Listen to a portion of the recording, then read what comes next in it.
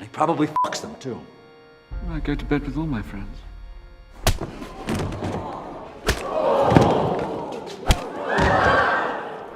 Hi guys, my name's Aaron Field, and in this new short series, Anatomy of a Punch, I want to talk about punching.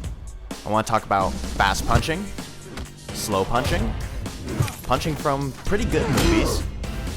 You have a metal arm? That is awesome, dude! And punches from not so great movies. And then of course, just punches that feel good. That felt good. But of all the punches in TV and cinema history, I have one favorite. Mother. The punch I want to talk about today is this one. Breaking Bad, Season 5, Episode 9, Blood Money. Breaking Bad is a show that constantly takes things that can be done a very simple way and does it in their own unique style. So let's rewind a bit and take a look at how it's done in this scene. The first thing that's important to look at is character objectives. Let's start with Walt. I believe in this scene, Walt's objective is to send Hank a message. He's fully aware that Hank is onto him and has found the GPS tracker that Hank has planted on his car. Walt is showing up with the intention to tell Hank that if he keeps pursuing the path that he's on, he's gonna get hurt. Now Hank's objective is interesting because I believe it changes throughout the scene. Hank's first objective is to get Walt to admit what he's done, admit that he is Heisenberg. But as soon as Hank realizes that Walt is threatening him, Hank reverts back to one of his core character traits from the season. He will do anything to protect his family. And at this point, to Hank, Walter is not family anymore. I gotta say, I don't like the way you're looking at me right now. And at this moment, Hank's original objective is superseded by his second. And this happens. Now this scene is good proof that not every great action scene is a huge brawl or a huge choreographed fight. Sometimes just one punch can tell a great story. But how can we get the most visually out of that split second of on-screen contact? Well, let's take a look. Now I have a challenge for you guys. I want you to watch this punch very carefully.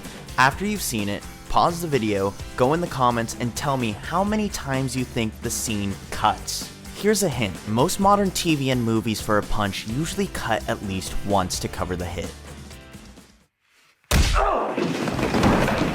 Alright, no cheating, you've seen it once, go in the comments, write down your guess, and then come back. If you were one of the people who guessed that there were 4 cuts in this punch, you'd be correct. Don't believe me? Well, let's take a look. Our first cut comes right as Hank starts to pivot to get ready to punch Walt. As Hank's pulling back, we as a camera are also pulling back. Then, as his fist comes forward towards us, we also punch in tighter, giving that punch a little more velocity and kick. Our next cut comes only a few frames later as we get a close-up on Walt's face to see his reaction to the hit. Then once again, only a few frames later, we're pulling back wide for a master to see Walt fall to the ground. Now that we've seen all the cuts, let's watch the scene one more time. What we get is an interesting effect where we're getting more information than our brain knows what to do with in the span of only a couple seconds. We can only assume that this is similar to what Walt would be feeling when he's blindsided with a punch from his brother-in-law. In musicals, characters often start singing and dancing when just talking couldn't possibly do their emotions justice. With their clear differences, I still think action operates in a similar way. It's a release of energy, a release of tension in a film when nothing else can be done. It is a 2-day drive, and I am not taking you. Don't fucking hit me! Don't hit me! So next time you're working on an action sequence, or if you're just watching a movie, think to yourself, how can my punch mean something more? Is it actually important to the story, or does it just look cool? Hey guys, thank you so much for watching. I appreciate all the support. If you like the video, like, subscribe, check out some of my other content. A lot of you guys have been asking lately if I am thinking about doing a Patreon.